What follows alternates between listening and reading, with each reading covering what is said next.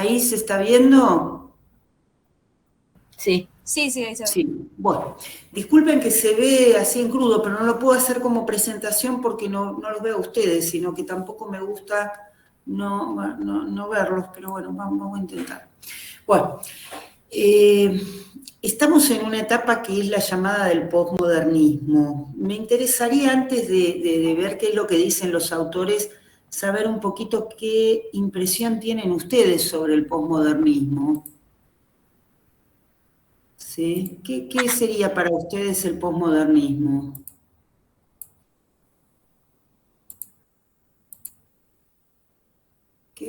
¿Tienen idea? Lo que se les ocurra, lo que recuerden o lo que tengan, no hace falta que me hagan una definición académica. ¿Qué les parece que es el posmodernismo?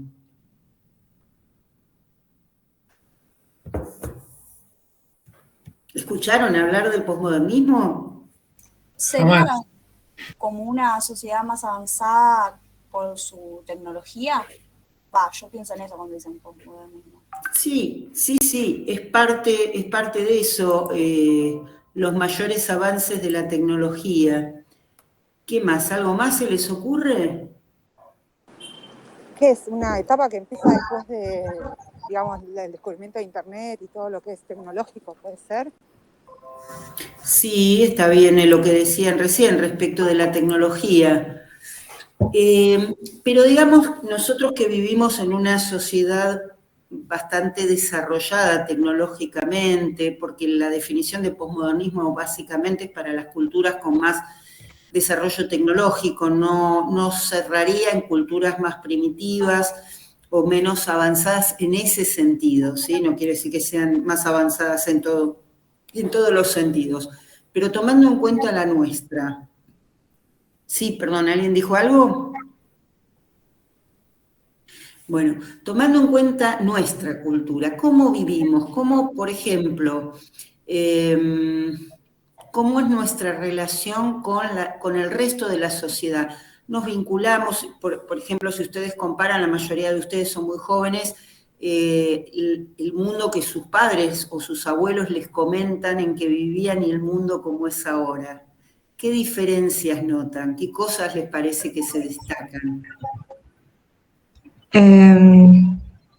Yo me recuerdo que después de la secundaria estudié algunas cosas tipo de que decía Zygmunt Bauman, que hablaba de la sociedad líquida como la sociedad posmoderna en que hubo un cambio en que las relaciones, entre otras cosas, eran más sólidas y ahora hubo una liquidez de todo, como que ahora es todo mucho más, como que se va por los dedos y son cosas que no son tan firmes como solían ser por el tema de todos desarrollos tecnológicos y bueno, todo. Bien, acá Brenda Ciani decía que quizá estamos más comunicados, pero menos conectados con otras personas, ¿no? Un poco esto que vos decías, Cecilia. Las relaciones personales son más superficiales, ¿verdad? Hay como una cierta vergüenza de los sentimientos más profundos, un cierto pudor, una tendencia al desapego emocional. Y a la vez, por ejemplo, si ustedes piensan en las fotos que ustedes mismos publican o comparten, ¿las pueden comparar con fotos que han visto de sus padres o de sus abuelos? No, nada que ver. Algo que dice mucho mi mamá es como que las generaciones de ahora avanzan mucho más rápido en la quema de etapas. Eso es algo que mi mamá siempre nota con mi hermana y conmigo, que vamos muchísimo más avanzado en cuanto a las etapas de lo que se vivió en otras épocas.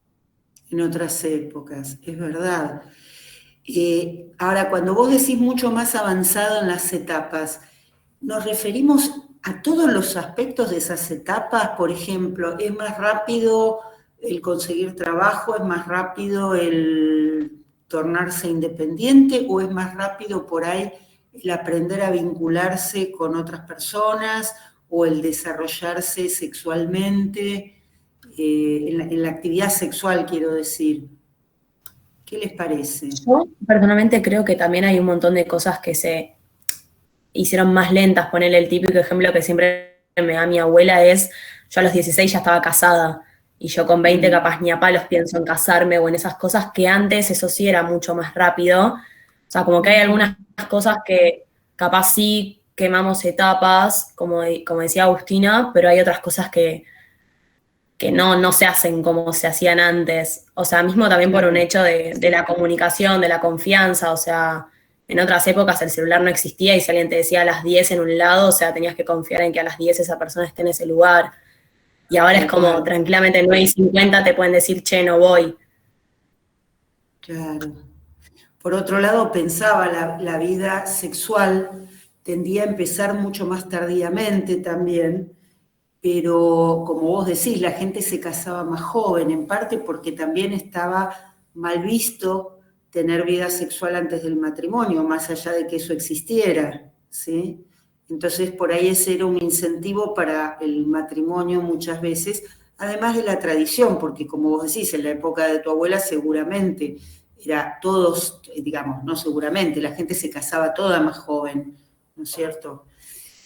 Entonces, tomando estas cosas que están comentando, que son muy acertadas, no sirve tampoco. A ver si ahí vamos. No quiere. No sé, no se me ocurre otra cosa que entrar y salir realmente. Es una lástima, pero ahí vamos de vuelta. Entonces, tomando esto que decían, vamos a revisar algunas de las cuestiones que se pueden pensar acerca del posmodernismo, ¿sí?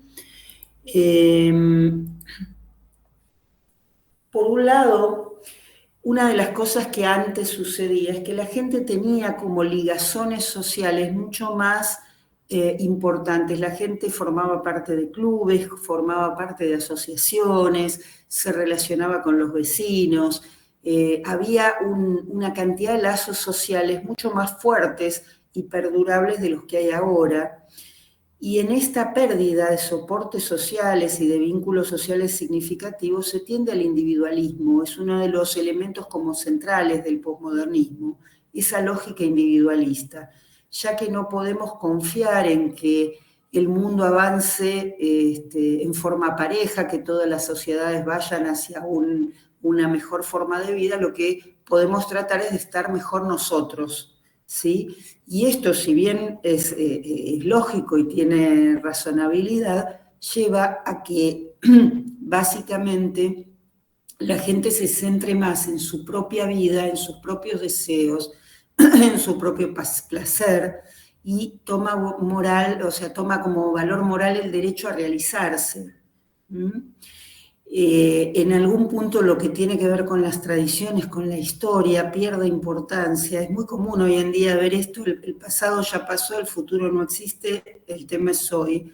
Y es cierto, pero de alguna manera el pasado forma parte de una tradición que nos da significación, y nuestra proyección al futuro también le da un sentido a lo que estamos haciendo en el presente, ¿verdad? Ustedes se están esforzando en escuchar una clase, en estudiar la carrera porque quieren ser médicos, y en ese esfuerzo a futuro están encontrando la necesidad y el sentido del sacrificio, de la autosuperación, de la laboriosidad, cosa que cuando el futuro pierde valor tampoco tiene motivo ni significación, ¿sí? La búsqueda de la novedad, el hecho de que en esa búsqueda de la realización y de vivir mejor, también buscamos estímulos que nos entretengan y nos diviertan, y lo importante es lo nuevo, lo atractivo, lo llamativo. La repercusión familiar, la repercusión que tiene en toda la sociedad el cambio del rol femenino, ¿sí? Que la mujer ha pasado de ser madre y ama de casa a ser profesional, a desarrollarse en todas las áreas de actividad, con esfuerzos, con luchas, no de una manera sencilla, pero que han ido generando muchos cambios. El hecho de que vivimos muchos más años que antes, la expectativa de vida en los últimos 20 años subió mucho, en las sociedades, nuevamente, en las sociedades tecnológica y económicamente más desarrolladas. Por otro lado, la pérdida de esos vínculos sociales que decíamos antes, de esas agrupaciones formales e informales de los seres humanos que permitían sentirse a las personas más sostenidas y más acompañadas, lleva a la fragmentación, a la pérdida de interés en lo que está pasando socialmente. Por otro lado, en forma individual las personas tienen, o sea, el temor que siempre las personas tenemos al abandono, a la pérdida, a ser heridos, lleva al desapego, como decíamos antes, ¿sí? El desapego emocional. Y esto lleva al aislamiento.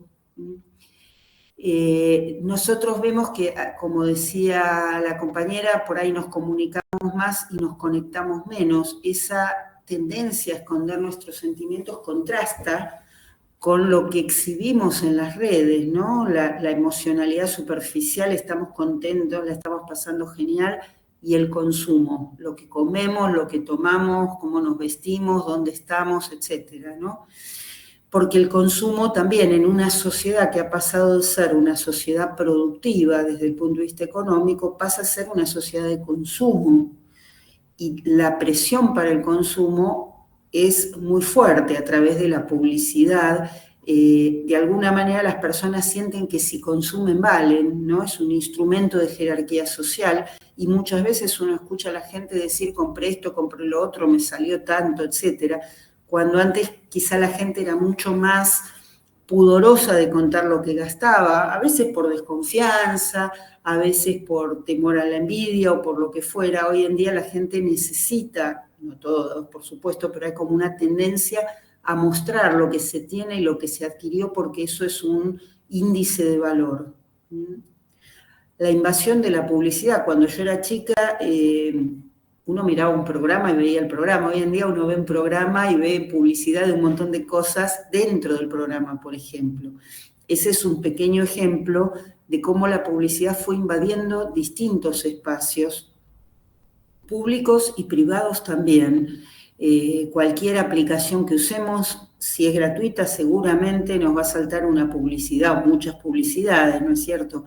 Y por otro lado, en la publicidad pesa mucho más la forma que el mensaje, que el contenido, ¿sí? Lo importante, cuanto más novedoso, cuanto más llamativo, cuanto más impactante sea el mensaje, más efecto puede llegar a tener, aunque lo que comunique ese mensaje no tenga ningún valor, ¿sí? Y esto pasa también con respecto a la información en general. Hay una invasión informativa, muchas veces esa información es contradictoria, es confusa, pero lleva como a una especie de paradoja. Por un lado, lo que no aparece en los medios no existe, y por otro lado, tendemos al escepticismo sobre lo que dicen los medios, a no creer lo que dicen, a pensar que todo lo que dicen es mentira. Entonces hay una toma de distancia que lleva a que por ahí la información termine siendo nada más que un entretenimiento, ¿sí? ¿Están de acuerdo con esto que estoy comentando? Sí. ¿Sí? ¿Están despiertos? Sí, Bueno, está bien. Me quedo más tranquila. Como no les veo las caras, digo, por ahí están roncando y yo no me enteré. Yo creo que si lo, sí. lo aplicás más a la medicina, por así decirlo, mis papás lo que leen en internet médico, o sea, hablando de enfermedades y todo, es cierto. O sea, les duele la cabeza, lo buscan en internet, y si dice que tienen un tumor, ellos van a pensar que es verdad.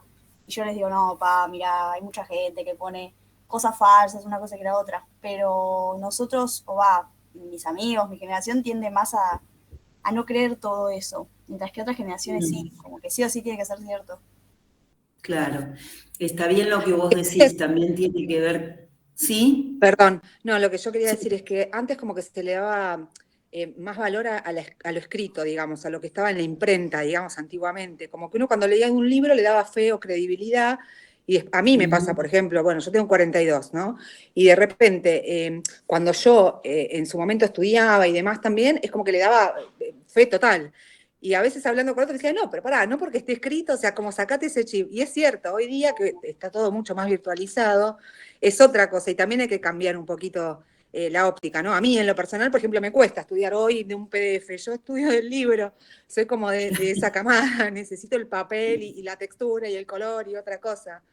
Por eso sí creo que influye también, quizás desde ese lugar, la credibilidad, ¿no? Volviendo a lo que es la escritura o el periodismo más escrito o en imprenta, que lo que es virtual, capaz por eso. Puede ser esto que vos decís, es cierto, como que yo tengo unos cuantos años más todavía, con lo cual la jerarquía de la información estaba en los libros realmente. Y coincido en esto que vos decís, pero además, un poco lo que comentaba la compañera, esto de que las generaciones anteriores estábamos acostumbrados a que la gente cuando daba una información decía la verdad, no porque no supiéramos que había gente que mentía, sino porque no era usual. Y muchas veces escucho gente joven diciéndole a alguien mayor, no, pero eso es una fake news, por ahí repite algo que recibió por WhatsApp o en Facebook, y los jóvenes se matan de risa de cómo puede ser esa persona tan crédula. Entonces es cierto que en el transcurso de estas décadas se ha desarrollado una suerte de escepticismo porque es verdad que es mucho más fácil difundir rumores, información falsa, porque justamente lo que se está buscando, lo vemos en los noticieros también, se busca lo más impactante, no lo verdadero. Por eso muchas veces los comunicadores hablan en condicional. Se dice que habría, tendría, hubiera, ¿no? Hablan en condicional para no comprometerse sobre una información cuya veracidad realmente no tienen, ¿no? Pero mientras tanto están largando un rumor acerca de alguien.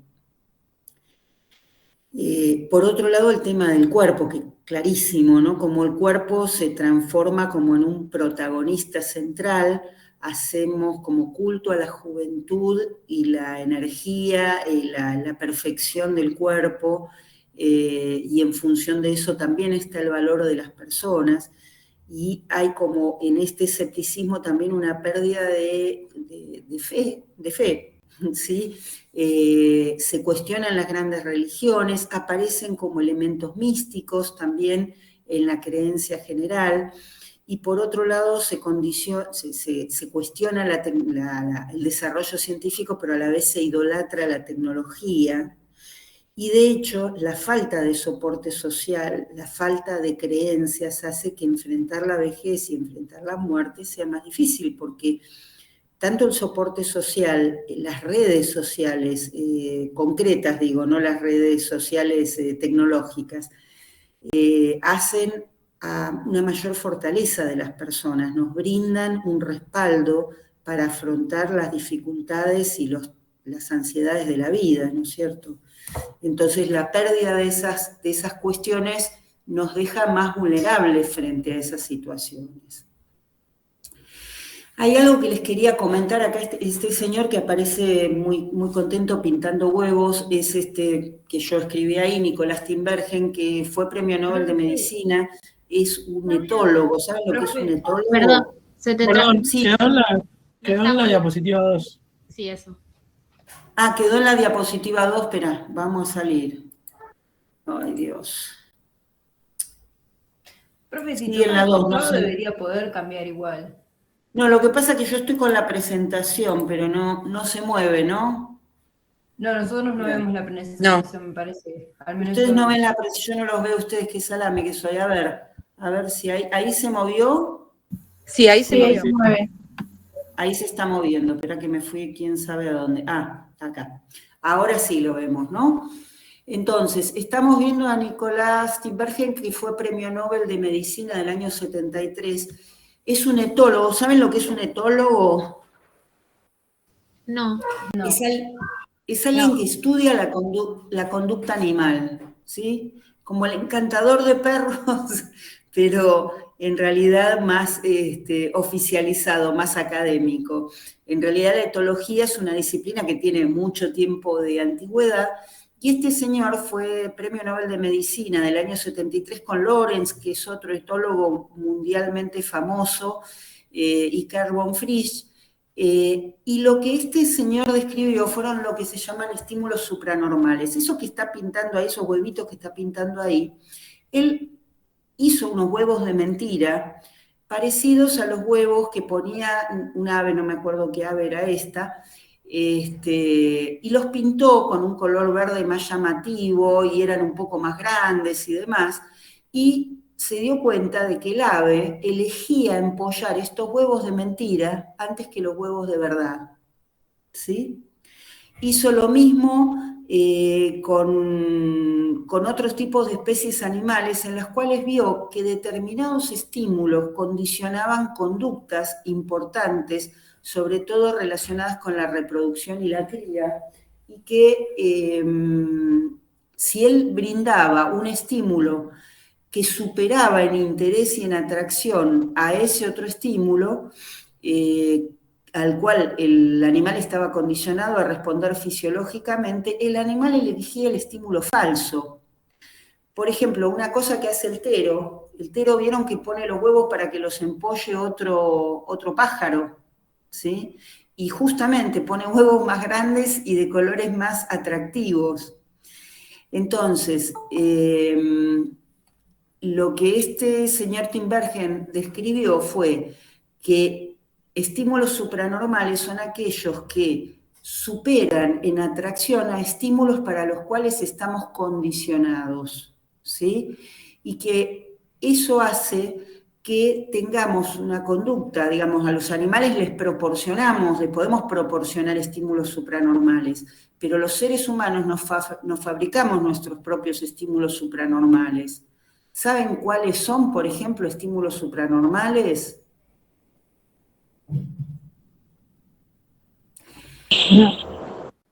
Por ejemplo, las papas fritas de bolsa son estímulos supranormales, ¿sí? Son un estímulo graso y salado al cual nuestro organismo tiende, si nuestro organismo requiere determinadas sustancias para su supervivencia, y las busca, entre ellas los alimentos grasos y salados. Lo que pasa es que lo que en la naturaleza hay con grasa y sal es mucho menos grasoso y mucho menos salado que las papas fritas de bolsa. Entonces, cuando vamos a elegir, nos va a dar más ganas de comer las papas fritas que un pedazo de carne, por ejemplo. O los dulces, también necesitamos los dulces porque tienen una buena carga calórica, pero obviamente que nos va a traer más un chocolate que una fruta, o unos caramelos que una fruta, ¿sí? También hay estímulos supranormales en otros aspectos, por ejemplo, la pornografía. La pornografía, sea en papel o por internet, que es tan accesible, tiene aspectos de los estímulos que atraen sexualmente a los seres humanos, pero están exagerados. Por eso, muchas veces hay una preferencia a la pornografía antes que al vínculo sexual real. En nuestro ambiente estamos permanentemente expuestos a estímulos supranormales. De hecho, por ejemplo, los juegos electrónicos son mucho más atractivos que el juego real porque son más fáciles, más coloridos, tienen sonidos que especialmente están diseñados para atraernos, etcétera, etcétera. ¿Por qué les planteo esto? Porque una de las cuestiones, digamos, algunas de las nuevas patologías tienen que ver con las llamadas adicciones del comportamiento, ¿sí? Y en realidad una de las cosas que sucede con el comportamiento es esta, que se ve mucho más atraído por los estímulos supranormales que por los estímulos fisiológicos, ¿sí? Y eso nos lleva a perder sensibilidad a los estímulos normales y genera tendencias adictivas. Es importante tener esto en cuenta porque si no nos quedamos centrados solamente que es una cuestión individual y hay aspectos culturales que también nos exponen más a este tipo de estímulos. Por eso muchos países están regulando el tema, por ejemplo, de los alimentos con mayores contenidos de grasa o de azúcares para llevarlos hacia lo normal y no permitir que las compañías utilicen justamente esta vulnerabilidad que tenemos a los estímulos supranormales para vendernos más cosas. los cigarrillos de paquete, por ejemplo, que también tienen más nicotina que el tabaco común. O sea, hay una serie de estímulos supranormales que el ser humano ha ido generando a lo largo de su evolución comercial, sobre todo, ¿sí? Bueno, vamos a ver si podemos cambiar de página. No, no podemos cambiar de página de ninguna manera. Vamos de vuelta. Claudia, ¿te hago una pregunta? Sí. ¿Le diste un nombre entonces ya a esta nueva patología? ¿O no? Ahora va, no se lo di, ahora se lo vamos a dar, ¿sí? Sí, sí. Bueno, lo que les puse acá en realidad es un poquito de la neurofisiología para que ustedes sepan, no hace falta que se lo sepan de memoria, sino que sepan que hay distintos circuitos de nuestro cerebro que funcionan condicionando determinadas conductas, que cuando hablamos de las adicciones, igual la parte de adicciones la van a ver con Darío un poco más en detalle y demás, pero que se habla de 3 etapas que activan distintos circuitos. Una es la etapa del deseo, que tiene que ver con lo que se llama circuito de la motivación, que tiene que ver con una zona del cerebro que es el estriado. ¿Ustedes anatomía todavía del sistema nervioso no llegaron a ver o sí? No, es lo último. Bueno, son una serie de núcleos que están en la base del cerebro, que entre otras cosas se ocupan de regular el movimiento involuntario, el tono muscular, etcétera, pero que también son responsables de la motivación frente a la producción de dopamina, ¿sí? Y van a buscar determinadas recompensas. Y la corteza prefrontal es la que nos dice esto está bueno, lo otro más o menos, vamos por allá, nos va regulando nuestras acciones. En la etapa de consumo, lo que va a pasar es que justamente esa dopamina que es tan buscada, porque es la que estimula el circuito de recompensa, lo pone al sistema de recompensa súper feliz, súper contento, y nos produce un estado de bienestar, de euforia, etcétera, según sea la sustancia o la conducta que estemos llevando adelante. ¿Sí? Esto va reforzando la asociación, o sea, cuando la pasamos bien decimos quiero más de esto, y por otro lado vamos teniendo menos respuesta, que es lo que pasa con la mayoría de las adicciones, sean a sustancias o sean conductuales, y es que con la reiteración de esa conducta o de ese consumo, el placer va disminuyendo, va bajando, ¿sí? Y por último, en la etapa de abstinencia, que aparecen todos esos síntomas de ansiedad, de irritabilidad, de malestar, de mayor susceptibilidad y sensibilidad al estrés, etcétera, que participa la amígdala, que es un centro que tiene relación con las emociones y con la memoria también. Entonces vemos cómo acá, en el transcurso del tiempo, el deseo cada vez aumenta más, pero la respuesta es cada vez menos, por lo que el placer va bajando cada vez más, ¿sí? Esto pasa con las adicciones en general y también con las llamadas adicciones conductuales o del comportamiento. Vamos de vuelta, discúlpenme, porque cada vez que alguien entra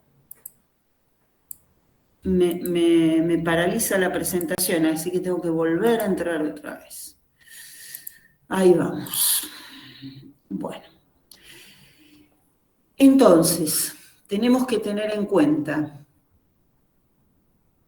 que a lo largo del tiempo los seres humanos tenemos ciertos aspectos que son universales, que estuvieron siempre, ¿sí? O por lo menos desde que existe el Homo sapiens, pero la cultura, que es el contexto que nos rodea, es el agua en la que nadamos todos los días, nos va condicionando determinadas formas en que esos aspectos universales se van a manifestar, ¿sí?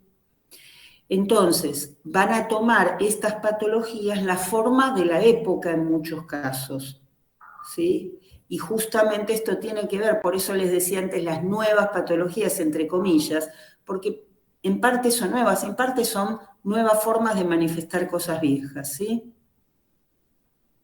Bueno, ahí vamos entonces a los nombres que me preguntaban. Vamos a hablar de las adicciones del comportamiento, de los trastornos vinculados al estilo de vida y de los trastornos de la autoimagen. No, esto no agota de ninguna manera la lista ni pretende ser una enumeración absoluta, sino que de alguna manera es una pequeña clasificación de algunas de las cosas que van apareciendo, ¿sí? Entonces vamos un poquito con las adicciones del comportamiento. Una es la adicción a las tecnologías de la información y la comunicación, las TICs, ¿no?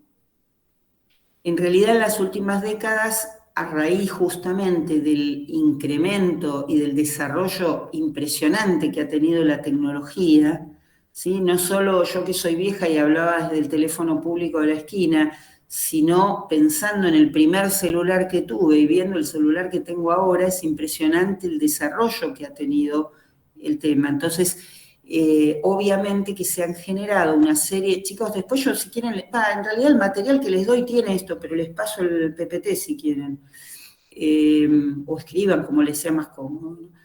En realidad se empezaron a prestar atención a una serie de cambios en la conducta y en la personalidad de las personas que estaban mucho tiempo conectados a cualquier tipo de tecnología que fuere, ¿sí? Ahora vamos a ver, hay algunas que están reconocidas como patologías, otras todavía no, pero en realidad seguramente ustedes conocen a una o más personas que tienen alguna de estas cuestiones, ¿no?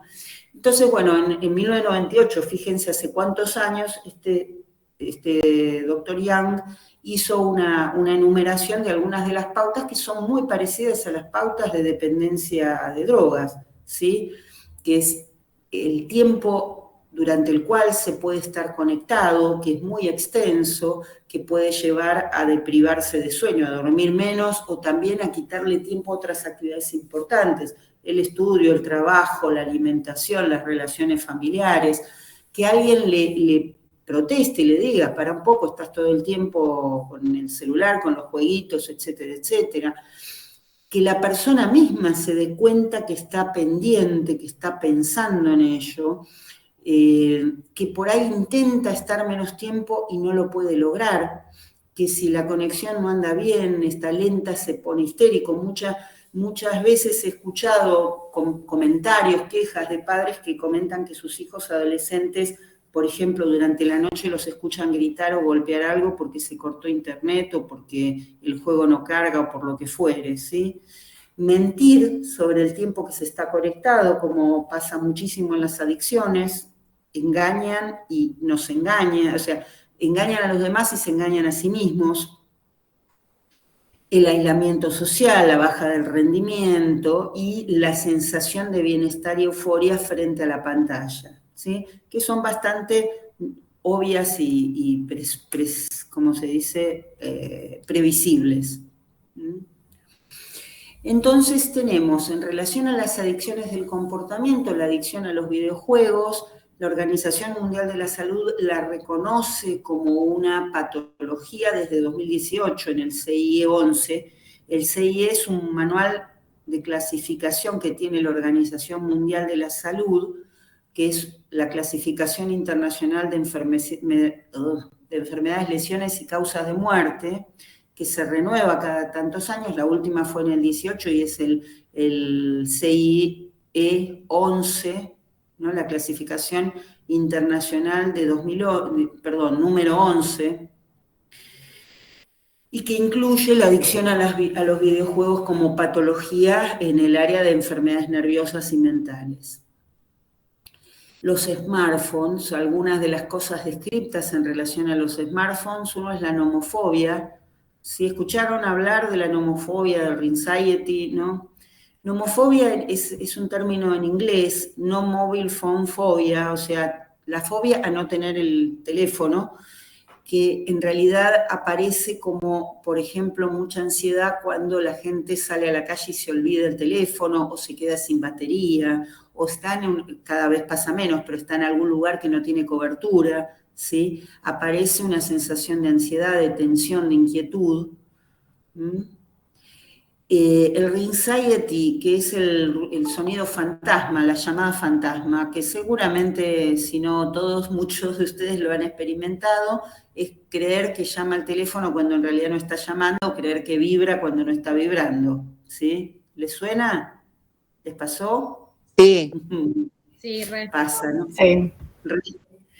Bueno, el tema de las redes sociales online, que tiene un peso realmente muy fuerte, el tema de las redes sociales online, porque como antes se dijo, las redes sociales pueden crear la ilusión de comunicación, pero no necesariamente hay conexión.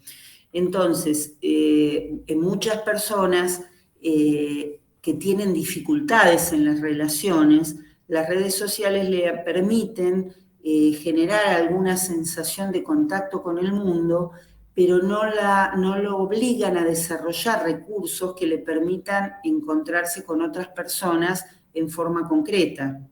Un estudio que se hizo en Corea con cerca de 2.000 chicos, y esto es importante porque se refiere a lo que pasa en la población pediátrica, ¿no? Que también está muy invadida por el tema de los celulares y por el tema de las tablets, etcétera, y es muy común ver a los chicos chiquitos con la tablet para que no molesten. En términos generales, se vio que aquellos chicos que tenían buenas redes sociales, que tenían buena comunicación con los padres, que tenían participación en actividades sociales, usaban las redes para ampliar su comunicación, mientras que los chicos que tenían menos la comunicación parental, estaban mucho tiempo solos, en realidad usaban las redes, pero para buscar esta sensación de alivio y de comunicación, pero no mejoraba eso sus relaciones sociales y más vale se asociaba con el desarrollo de cuadros de ansiedad, depresión, insatisfacción, etcétera, ¿sí?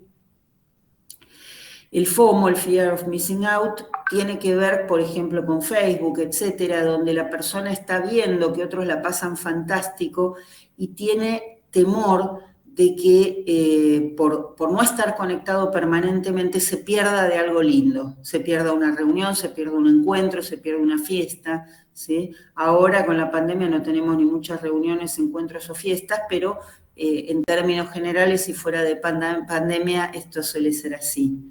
También la depresión de Facebook, que tiene que ver con lo mismo, ver que otros están maravillosamente bien y yo la paso tan mal y me aburro y no me gusta mi casa y no tengo la última pilcha, ¿sí?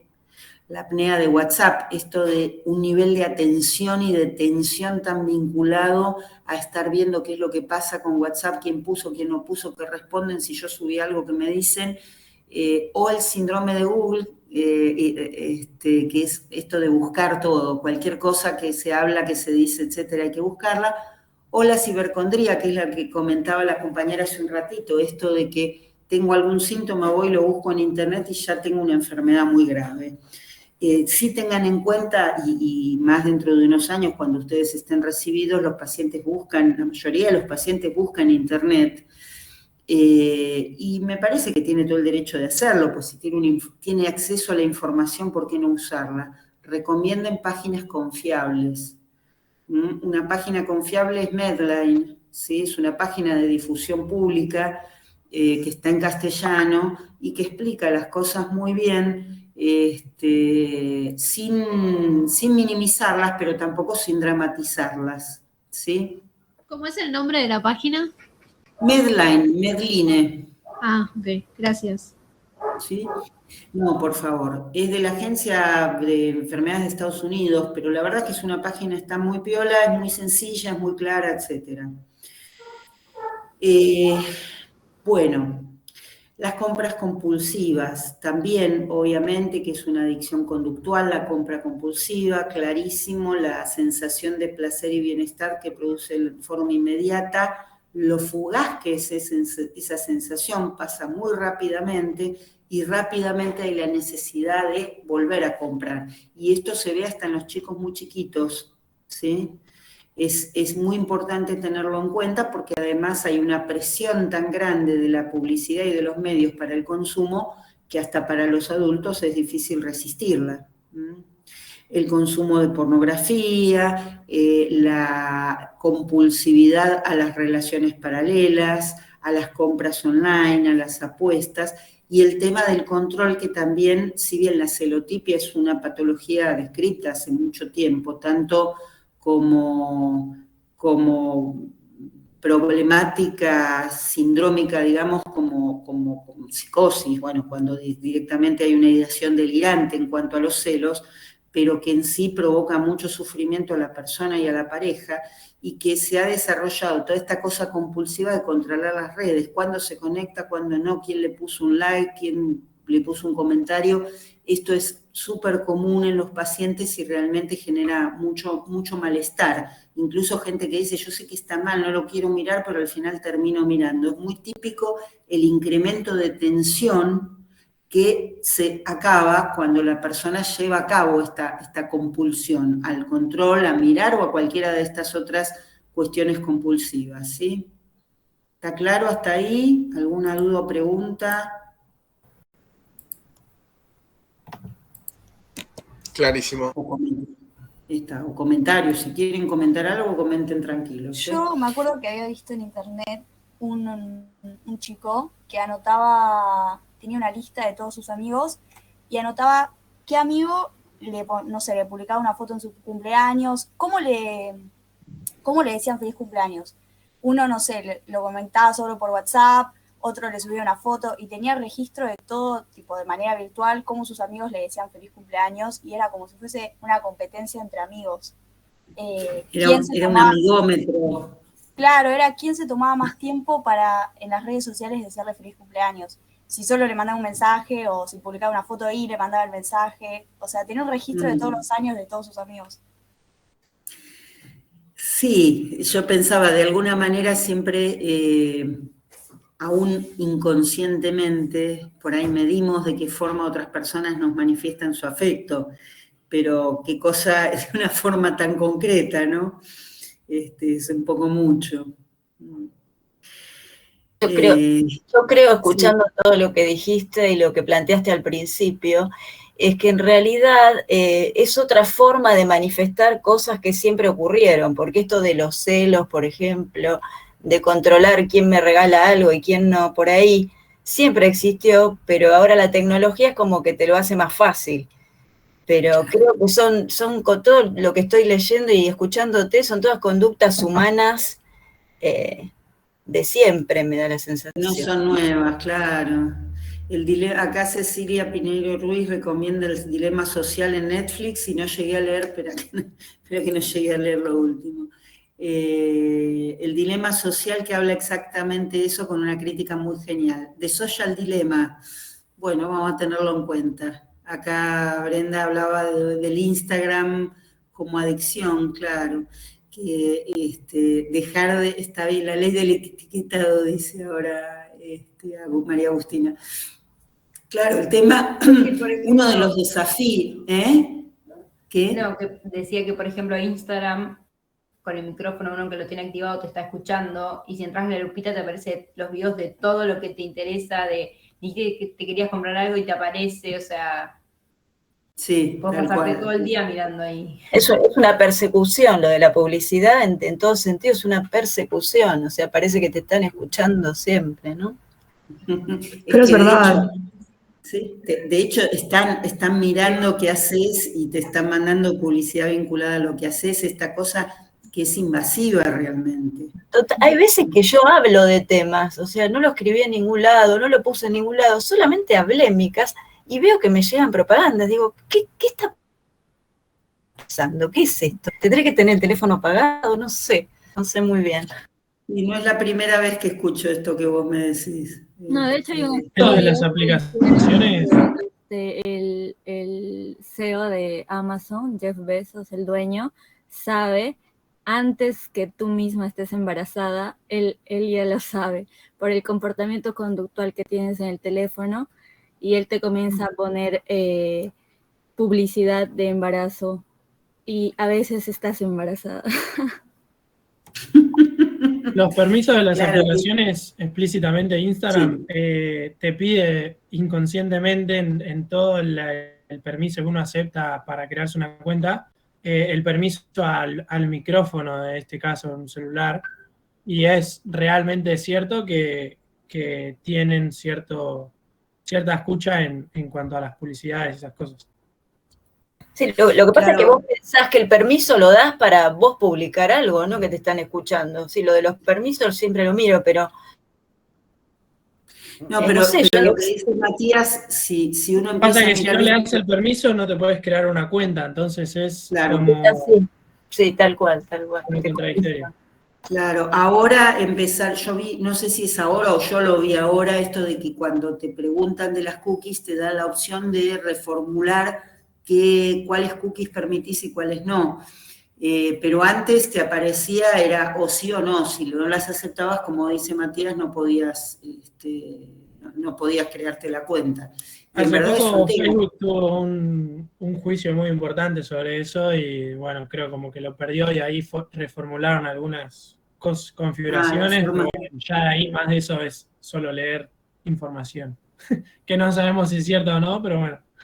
Es verdad, qué escépticos nos hemos vuelto, ¿no? Bueno, esto que decíamos antes, y el hecho, digamos, como el desafío por ahí, sobre todo para la gente joven, sobre todo para los que se han criado con la tecnología digital, es esto: podemos dejar el teléfono apagado a la noche, podemos salir a hacer algo sin el celular, más allá de que sea muy práctico y que nos dé muchísima utilidad, pero hay como una relación de dependencia. No sé, para mí una de las cosas más gratas es en las vacaciones apagar el celular. Y cada vez me siento más marciana por hacer eso. Pero en realidad creo que está bueno poder hacer ese ejercicio para no, digamos, para poder sentirse un poco más autónomo independientemente del celular. Pero sí, creo que es un tema que cada vez más va a ser motivo de estudio, ¿no? Y vamos de vuelta con esto. De hecho, en algunos celulares te contabiliza las horas de qué has hecho, cuántas Sí, horas. tenés razón que hay Sí, programitas es verdad, para... es verdad, te aparece, estuviste conectado, es verdad. Hubo un día donde me marcó 8 horas y yo dije, tan triste es mi vida, y de ahí medité. Bueno, es importante eso porque el tiempo pasa muy rápido, justamente por los estímulos, etcétera. Entonces, está bueno poder hacer esa especie de control. Pasamos un poco a otro tema, que es los trastornos relacionados con el estilo de vida. También es algo viejo, visto de nuevo, pero que en algunos casos cobra mucho más fuerza ahora que antes. Dentro de los trastornos relacionados con el estilo de vida tenemos, entre otros, el síndrome de burnout. No vamos a hablar muy extenso del síndrome de burnout, pero sí es un cuadro que es importante que ustedes conozcan porque de hecho los puede afectar a ustedes en su futuro como médicos, porque justamente es un cuadro que afecta a aquella gente que está al servicio del otro, ¿sí? Que hace algún tipo de servicio social. Se describió primero entre los bomberos, los policías, en grupos que tenían que asistir a situaciones de catástrofe, pero igual que el estrés postraumático, por ejemplo, pero es muy frecuente entre los médicos, asistentes sociales, maestros, ¿sí? Porque deviene justamente del esfuerzo sostenido, prolongado. Hay ciertas circunstancias que contribuyen a que se produzca, como la falta de respaldo, la falta de recursos, son cosas que contribuyen mucho al síndrome de burnout. Y tiene una tríada, por decirlo así, sintomática fundamental, que es esta que describimos ahí: la sensación de agotamiento psicofísico. La persona describe que está cansada todo el tiempo, que no tiene fuerzas, que no tiene ganas, que la cabeza no le da. El enojo, la sensación de hostilidad o la proyección de hostilidad hacia los que son destinatarios del servicio, ¿no? El médico se empieza a enojar con los pacientes porque están molestando todo el tiempo, llamando, porque dicen esto, porque no dicen lo otro, porque les preguntan y le contestan cualquier cosa o tardan en desvestirse, ¿sí? Aparece como una sensación de fastidio, de enojo y de deshumanización. Se empieza por ahí, se puede llegar a atender mal a las personas, con mala cara, de mala manera. Hoy una paciente me describía, la médica de PAMI, que va una vez cada 2 años para pedirle algunas cosas. Otra vez ustedes, pero usted siempre tiene problemas. La médica de PAMI, ¿qué quiere? Que vengan, digamos, obviamente que los pacientes van a venir con problemas, ¿no es cierto? y sentimiento de fracaso, tanto profesional como personal. Como ven, es un cuadro que parece muy emparentado con la depresión, ¿verdad? Hay como una incapacidad de disfrutar, distancia con la familia, retraimiento social, muchas veces se dan rupturas, muchas veces se da consumo de alcohol o de sustancias, ¿sí?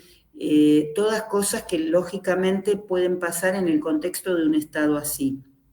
Y evidentemente es muy importante poder revertir esas situaciones, pudiendo hacer una vida saludable en cuanto a horarios de comida y calidad de comidas, actividad física, actividades recreativas, ¿sí? Conexiones sociales que son las que dan soporte y muchas veces generar cambios mayores en la situación laboral, porque muchas veces hay situaciones laborales en las cuales es inevitable el burnout. Es muy difícil que alguien no termine quemado si trabaja, no sé, 12 horas por día y no tiene suficientes recursos. Hace poco había atendido a una colega que trabajando en una guardia durante la pandemia, bastante asustada en sí por la pandemia y además con la situación de desborde terrible, porque además las guardias, bueno, seguramente si alguien estuvo en una guardia en pandemia, vio que los médicos tenían que hacer las entrevistas a los pacientes para que los hisoparan y después tratarlos, y con eso se perdía mucho tiempo y no podían ver las urgencias. Era una cosa terrible, y eso lleva a un desgaste grande. Muchas veces tener que tomar decisiones sin suficiente fundamento, o no tener, como decíamos, los recursos para tratar a la gente, que los pacientes graves estuvieran sentados en una silla esperando que se desocupara un lugar. Todas esas cosas desgastan muchísimo. La soledad también es una patología cada vez más visible en nuestra época. O sea, hubo soledad siempre, pero la verdad es que las redes sociales en general eran más amplias y eran más firmes. Las personas más expuestas a la soledad son los chicos y los ancianos, ¿sí? La gente en etapa activa de la vida generalmente está más preservada de la soledad porque se relaciona con otras personas en los aspectos laborales. La soledad a veces puede ser deseada y buscada, muchas veces es intolerable realmente. Y la falta de, el hecho de que las familias se hayan fragmentado, de que antes las familias tenían como una convivencia mucho mayor, vivían a lo mejor varias familias en la misma casa grande, etcétera, había familiaridad con los vecinos, etcétera. Todo eso permitía que la gente estuviera, tanto chicos como grandes, más acompañadas. El hecho de los horarios de trabajo extendidos hacen que muchas veces la gente mayor o esté sola o esté pasando de una casa a la otra donde no es dueño ni de un espacio personal, y en el caso de los chicos que pasen muchas horas solos, y esto también obviamente que refuerza otras de las cuestiones que ya habíamos mencionado antes, como la adicción a las redes, ¿no? Una consulta, ¿puede Sí. ser que cuando ocurre un divorcio, cuando son niños, pueden querer mucha compañía ya en la adolescencia, adultez? Que busque mucha compañía, decís. Sí, porque he visto en algunos casos allegados míos que han sufrido un divorcio de sus padres a temprana edad y casi nunca los veo solos.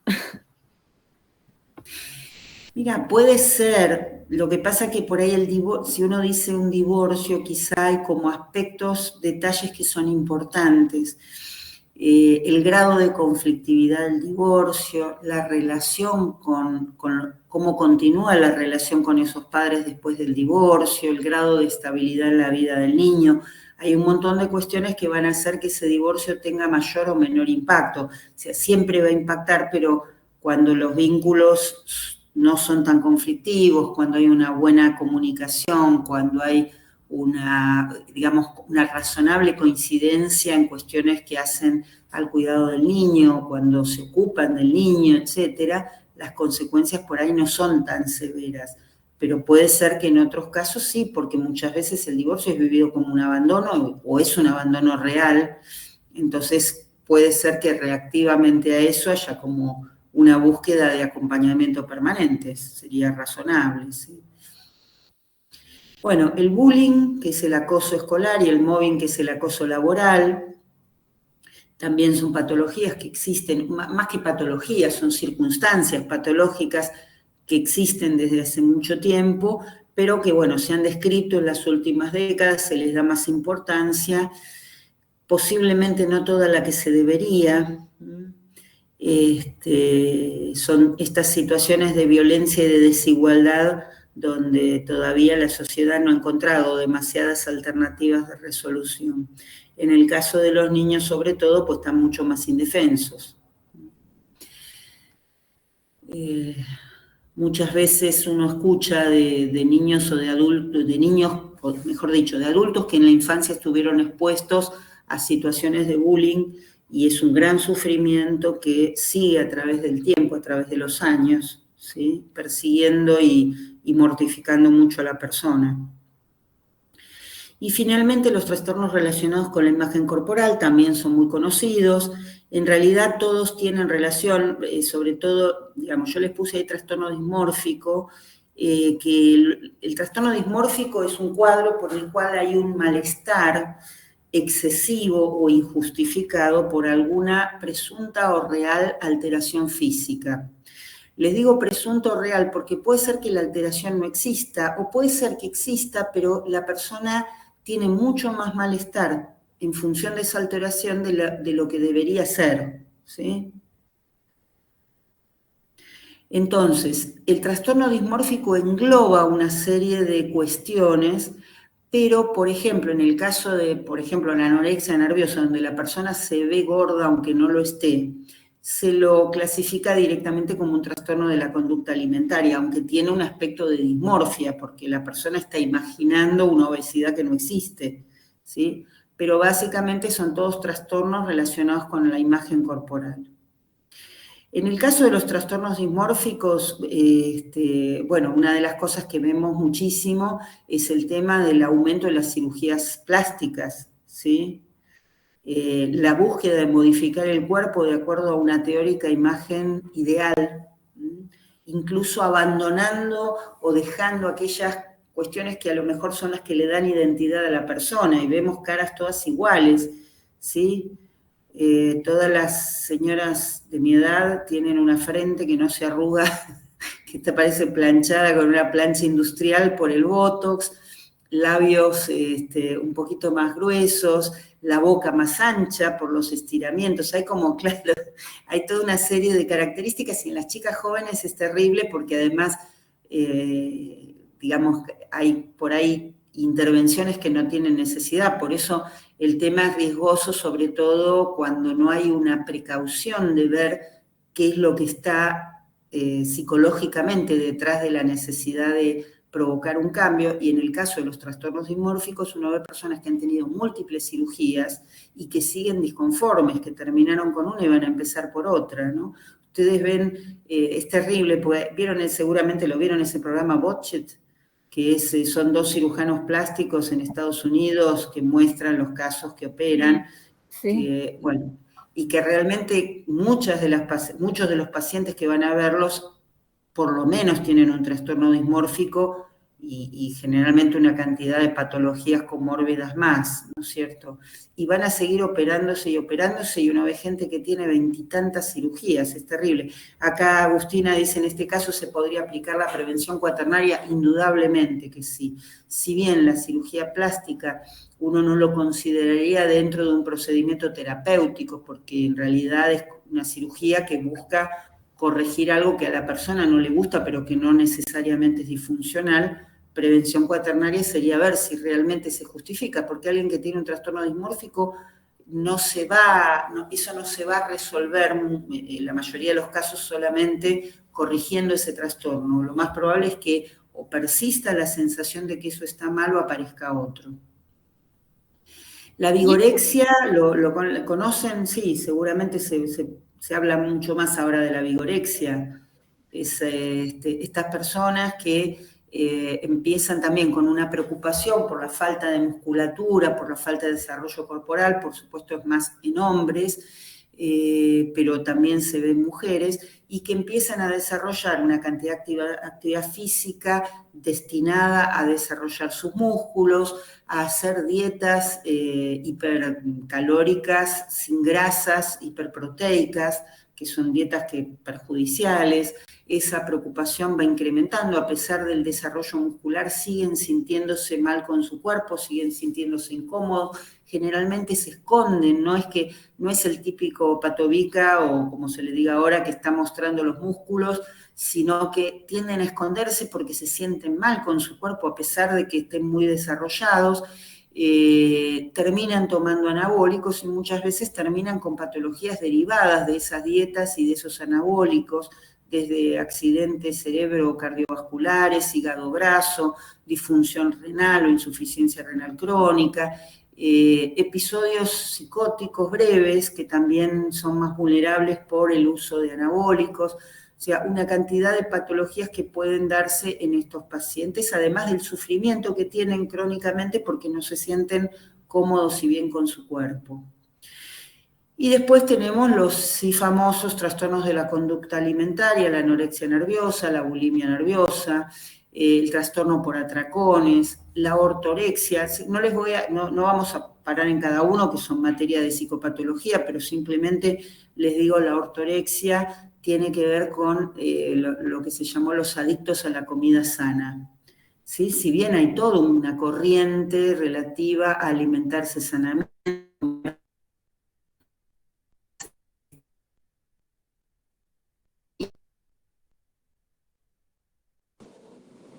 Se fue Claudia.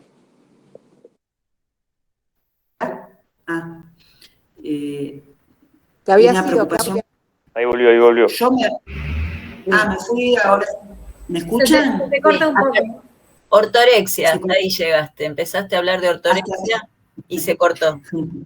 Bueno, a ver si ahí me avisan. No me apareció nada a mí, yo los veía perfectamente con movimiento, no sé qué pasa. Pero por las dudas me apuro. Les decía que eso tiene que ver con algo así como la adicción a la alimentación sana o a la nutrición sana. Más allá de que está bárbaro como decíamos antes, reducir aquellas comidas artificiales que en realidad nos hacen daño, nos perjudican y que son estímulos supranormales, hay personas que tienen una preocupación tan grande por la alimentación que permanentemente están analizando qué es lo que comen, cómo está hecho, si es natural, no es natural, si es orgánico, no sé cómo puede no ser orgánico, porque en realidad todo lo que tenga carbono es orgánico, pero esta cosa de que decimos la comida orgánica, salvo que comamos, no sé, una manija de puerta, estamos comiendo orgánico. Pero bueno. Creo que lo orgánico se refiere a que no pasa por un proceso de industrialización. Creo que abarca más eso.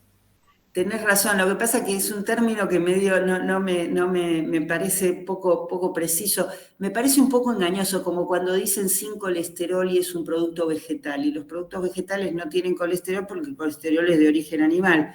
Entonces me parece un poco, me suena feo que... Redundante. Por eso, pero, redundante sería lo de que no tienen colesterol.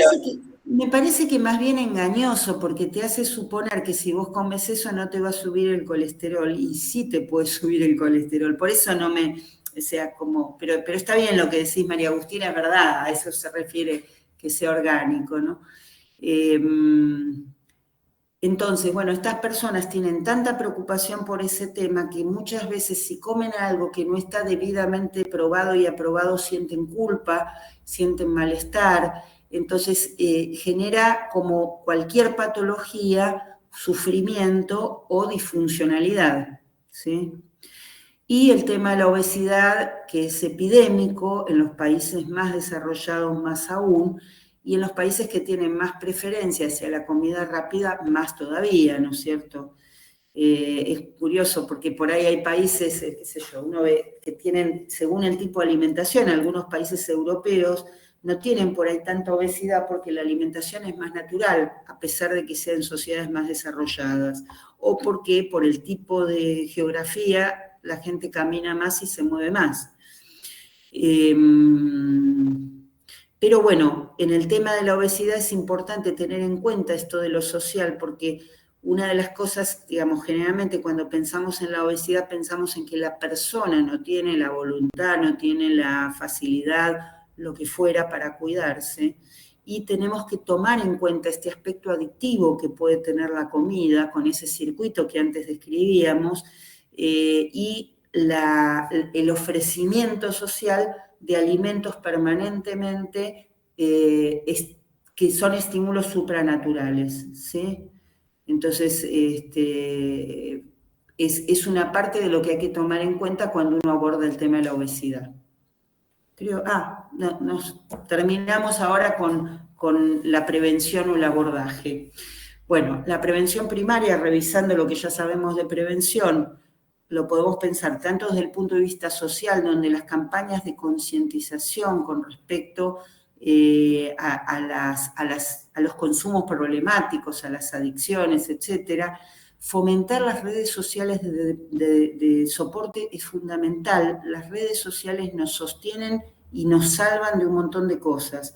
Para cualquier cosa, las redes sociales, vuelvo a decir, las redes concretas sociales son importantísimas, y determinar qué grupos están en mayor riesgo de sufrir determinada tendencia al consumo.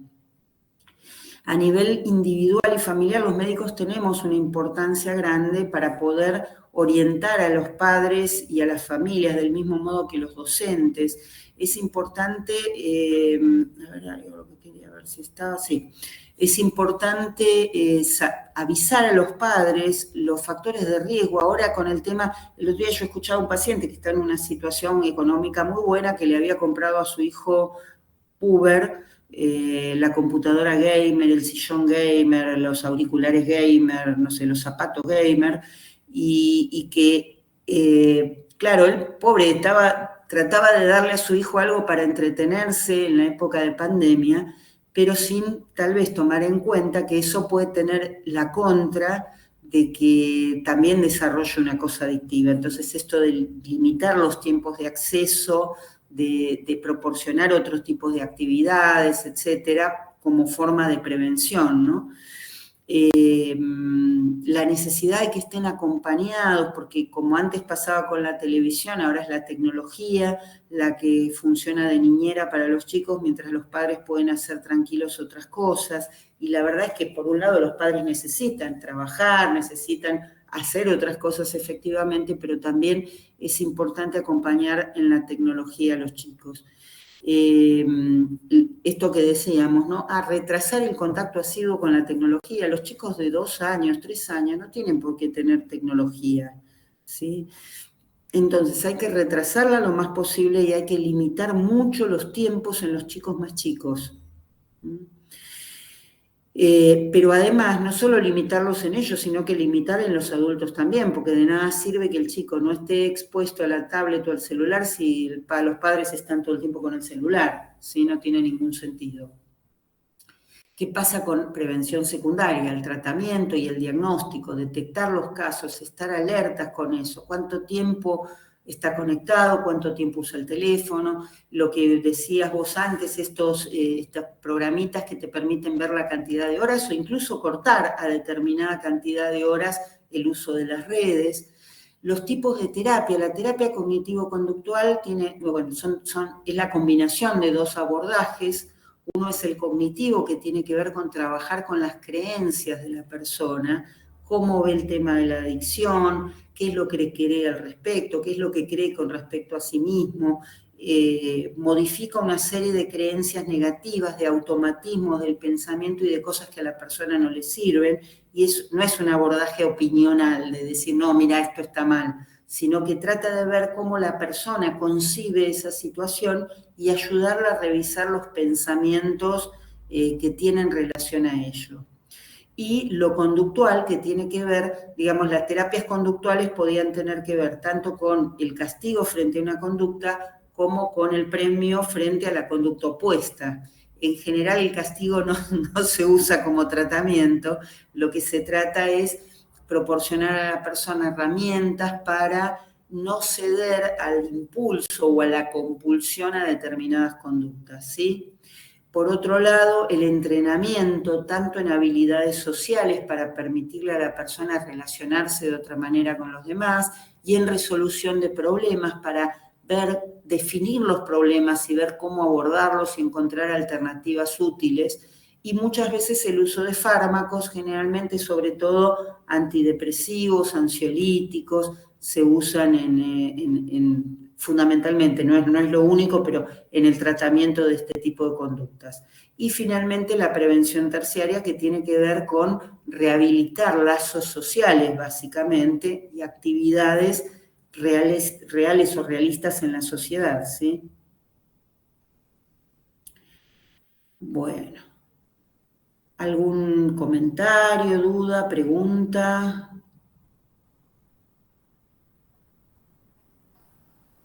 Todo claro. Bien.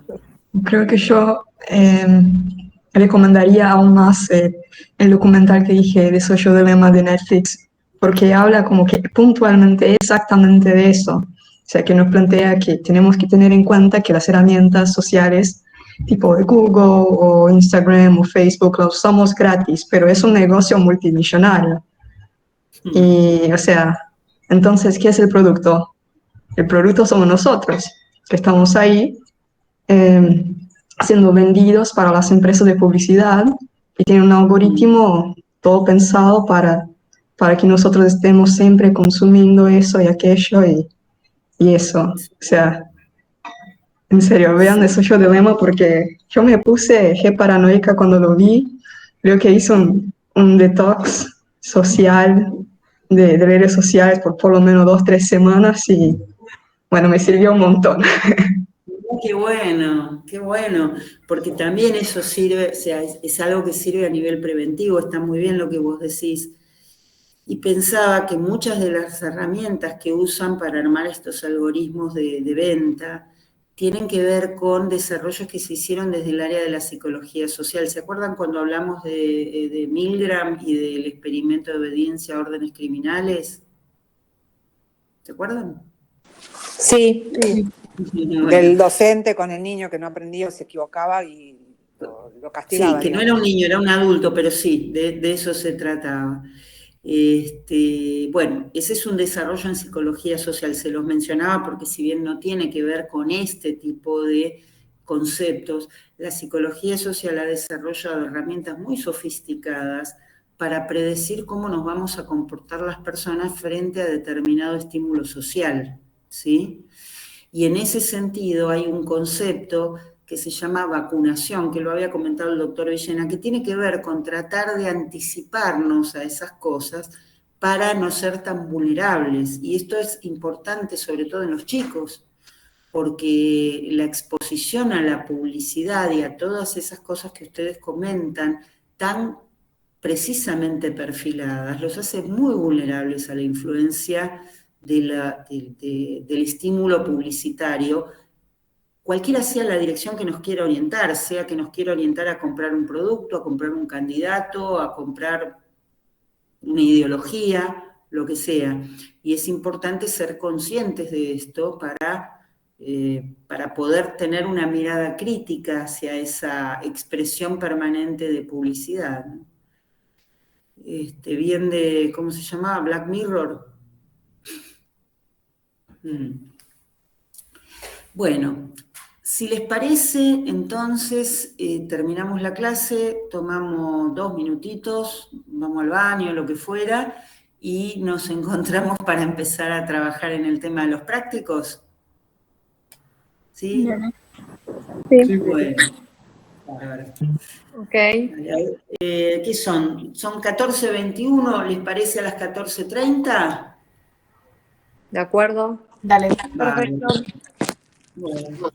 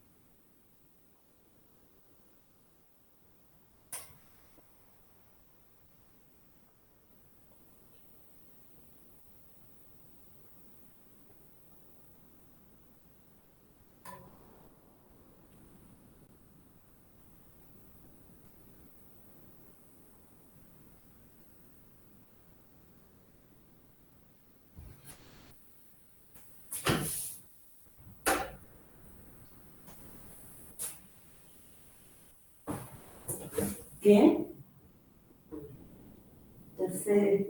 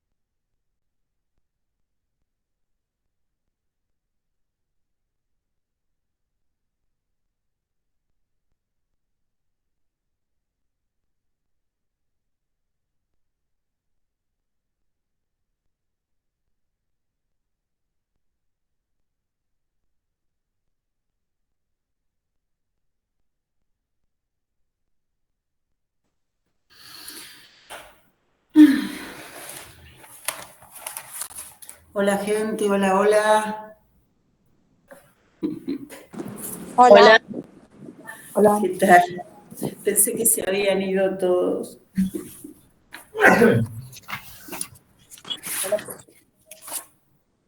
Bueno, les aclaro y les pido disculpas porque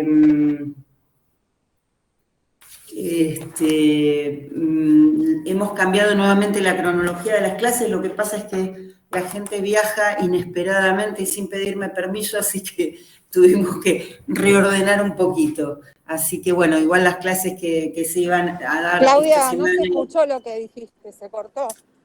Ah, se cortó, va de vuelta.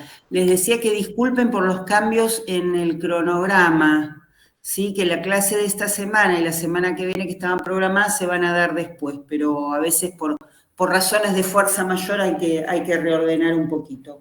Les quería preguntar, de los que están acá, si pueden, mándenme un mensajito diciéndome los que tienen que rendir parcial, ¿sí? Así yo tengo una idea de cuánta gente queda. Y después, lo que quería, con respecto a los grupos,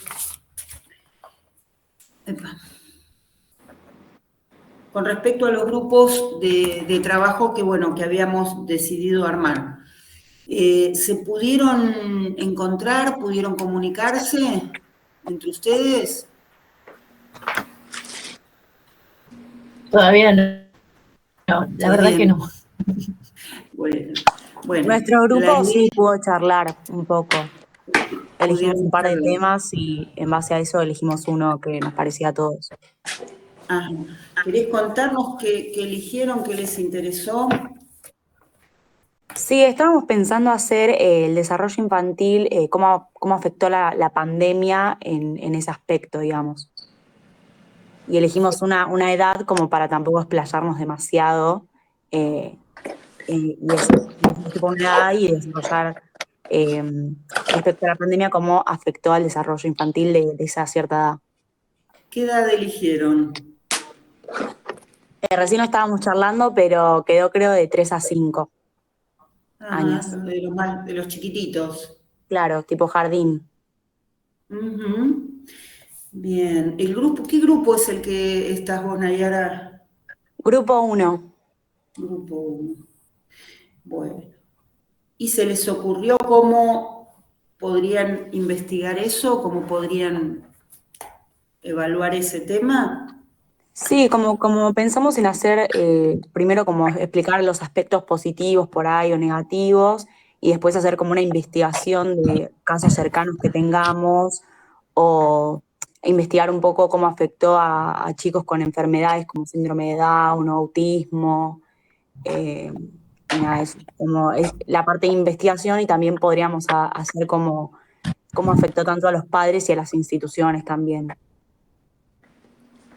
Ahí se ampliaba un poco la cosa, ¿no? Claro. O sea, cómo pudieron manejar la situación tipo frente a la pandemia. Un poco les pregunto, les comento a todos, me interesa ir comentando abiertamente las distintas ideas porque es una forma también de que todos puedan pensar y también de no repetirles lo mismo a todos, sino que lo podamos ir como trabajando juntos. Porque lo que te iba a preguntar, Nayara, no sé si hay alguien más de tu grupo por ahí. ¿Hay alguien más del grupo 1? Sí, acá. Bárbaro, Catalina. No, está bien, para que participen y opinen, ¿no? Pero iba a decirles porque es importante que puedan ver sobre qué universo quieren trabajar. ¿Sí? El universo sería por ahí el de los niños de 3 a 5 años de la Ciudad de Buenos Aires, supongamos, o el de padres de niños de 3 a 5 años, o el de padres de niños con algún del desarrollo, o el de instituciones, o sea, traten de ver sobre, no importa que lo sepan ahora, pero sí que vayan como enfocando un poquito, y que piensen, cuando ustedes empiezan a entrevistar, si la entrevista sería una entrevista abierta y decirle... Le está avisando a Gisela que está con el micrófono abierto. No pasa nada. Ya lo habíamos tomado como ruido de fondo, no pasaba nada.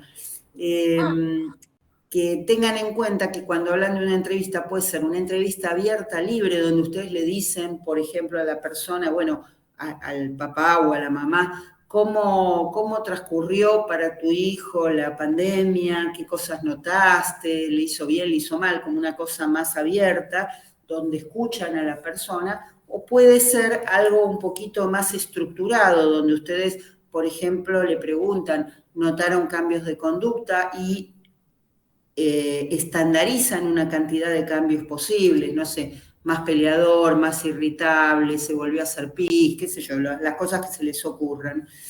Les digo porque... Claro, o si tienen más de un hijo y pueden comparar con un hijo que pasó por la misma edad sin pandemia o con pandemia, las diferencias que ven en su desarrollo, quizás en sus comportamientos.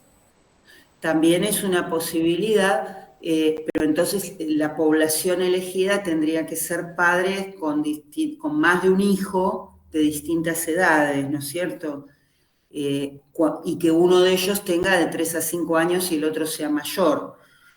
Que es posible, pero digo esto porque hay que delimitar bien lo que uno va a buscar, ¿sí? Y que tengan en cuenta que una entrevista abierta es más fácil de hacer, pero es más difícil después de extraer la información que uno busca, ¿sí? O de estandarizar la información que uno busca si lo que quiere es una medición cuantitativa, ¿sí? Eso no es necesario, pero es posible que uno tenga que hacer eso, ¿sí?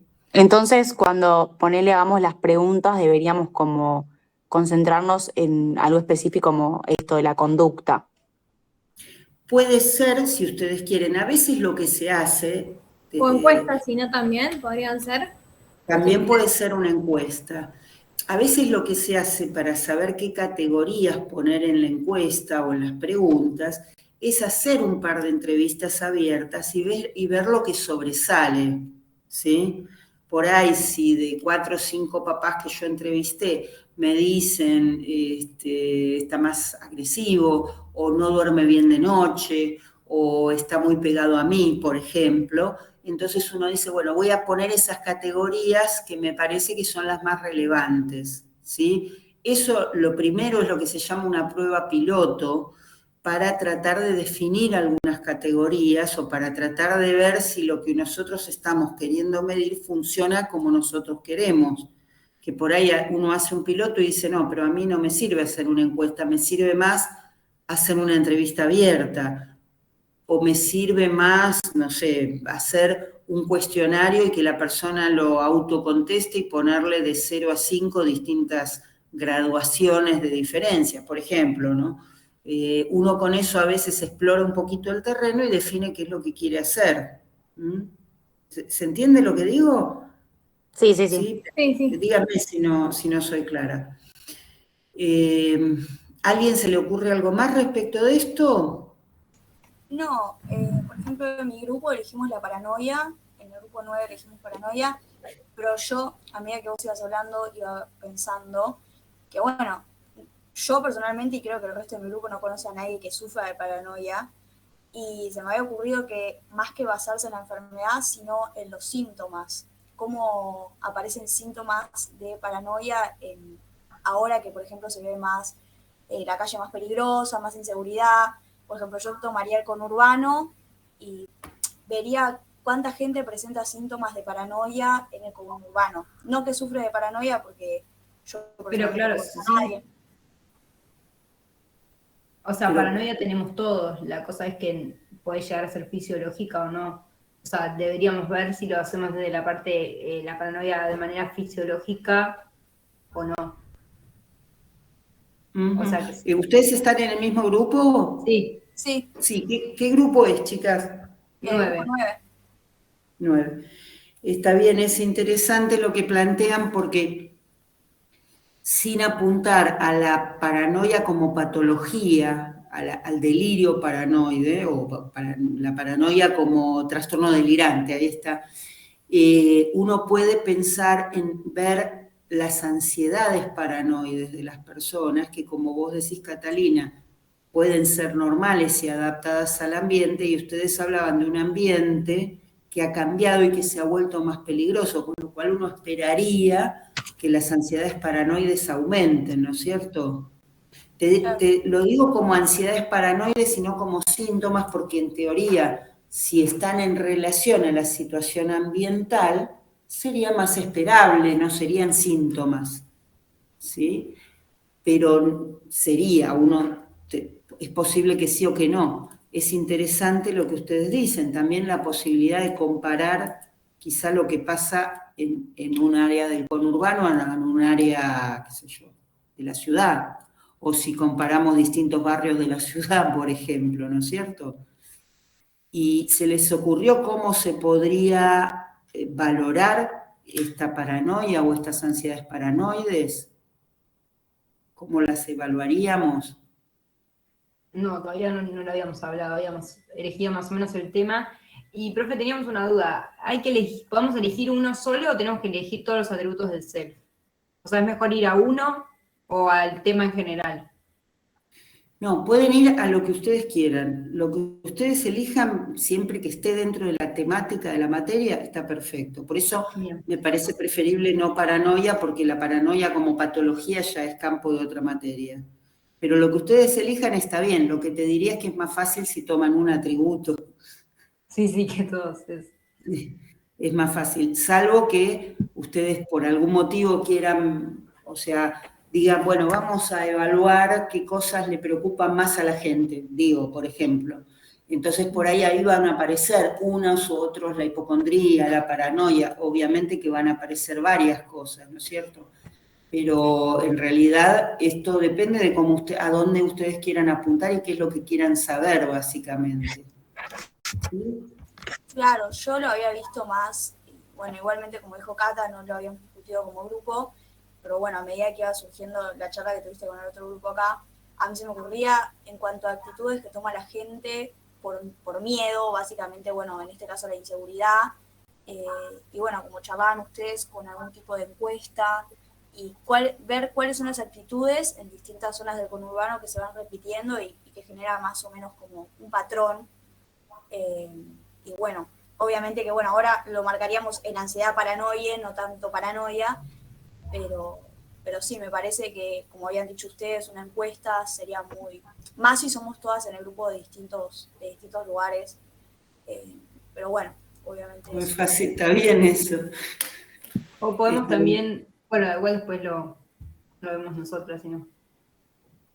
No, está bien. Iba a decir, ver entre otros lugares del país, por ejemplo, yo vivo en Neuquén, podríamos ver cómo es en una ciudad más chica y cómo es en capital y cómo es en, no sé, se me ocurre. Está bien, sí, es interesante la posibilidad. Bien.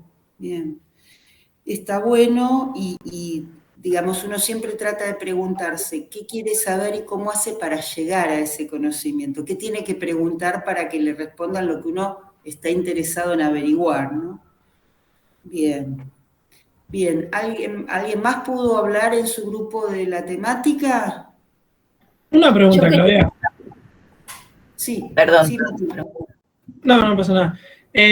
Yo no tengo bien, hablamos recién hace un rato, en estos 5 minutos, tenemos un grupo de WhatsApp y hablamos. Y propusimos 2 temas distintos, pero no tenemos bien en sí la consigna del trabajo de investigación. ¿Es un trabajo de investigación o para desarrollar con algún fin o simplemente elegir un tema y...? No, la idea es hacer el trabajo de investigación, que sea un pequeño ensayo, porque los tiempos no nos dan para un trabajo de investigación extenso, pero sí que sea una pequeña práctica de lo que puede ser hacer una investigación, ¿sí? Okay. Entonces, la idea es, si hay algún tema que les interesa, que les gusta, buscar qué querrían saber de ese tema, qué querrían averiguar, qué cosa les da curiosidad, y tratar de, en función de eso, hacer un pequeño diseño de un proyecto de investigación, que lo vamos a ir haciendo juntos, ¿sí? El proyecto de investigación. Creo que no les publiqué todavía lo de la investigación, me parece que no. Ahora después se los subo, como algunos lineamientos teóricos acerca de cómo se formula una investigación. Claro, ¿sí? eso preguntaba. Yo también quería Claro, preguntar exactamente lo mismo. Si había Claro. algún lineamiento, a ver cómo nos... Ahora Sí. ya empezamos, ya mandé recién al grupo y estamos empezando a hablar del tema, pero quería ver eso, si Bien. había... Perfecto. Sí, se los voy a subir. Está bárbaro. Tranquilos, vamos empezando a pensar todos juntos. La idea igual para la clase siguiente sería, yo no sé, ¿alguno de ustedes usó las salas de Google que aparecen en Facebook, que dice, abre una sala, no sé qué? Perdón, parezco los chicos. Los chicos saben. No, pero Los chicos saben, sí. habría que preguntar. Las salas de Zoom. O sea, ¿viste la otra plataforma? Las salas de Zoom, sí. El problema con las salas de Zoom, me parece, es entrar y salir yo. Algo había pasado el año pasado con las salas de Zoom que no me acuerdo exactamente qué era, o que no podíamos entrar Darío y yo, podía entrar yo sola, uno de los dos podía entrar, solamente el Claro, administrador. sí. Solamente el que es administrador se puede mover por las salas en Zoom. No sé. Claro, este era un poco el inconveniente. Lo que podemos llegar a hacer es dividirnos, dividir los grupos en dos y que cada uno de nosotros entre a salas, pero bueno, profe, haremos eso. En Zoom el administrador puede mover a otros. O sea que en ese puede caso, mover a por ahí otros. no es lo más práctico, pero vos podrías mover a Darío a otras salas. Claro, el problema entonces sería que por ahí ya sé lo que era. Me llevaba tanto tiempo armar las salas que ya se nos pasaba un montón de clases, sobre todo para el último grupo o los últimos grupos, salvo que las pueda armar de antemano. ¿Me escuchan? Sí, sí. Sí. Ah, perdón. Salvo, no sé si las puedo por ahí armar de antemano, porque la otra, si no, es hacer grupos de WhatsApp. Pero no, yo me voy a volver loca si me incluyen en todos los grupos, me tiro por la ventana. No funciona de esa forma, porque la idea es que ustedes abran el grupo. Lo que podemos hacer es tal vez entre nosotros hacer cada uno como una reunión de Meet y te pasamos todos los links y vos vas entrando a cada link. No sé, Eso me parece muy piola, porque entonces me permite a mí entrar y salir. Es una buena idea. Y además... O un grupo de WhatsApp y que haya solamente uno de cada grupo, entonces nos comunicamos con vos por ahí.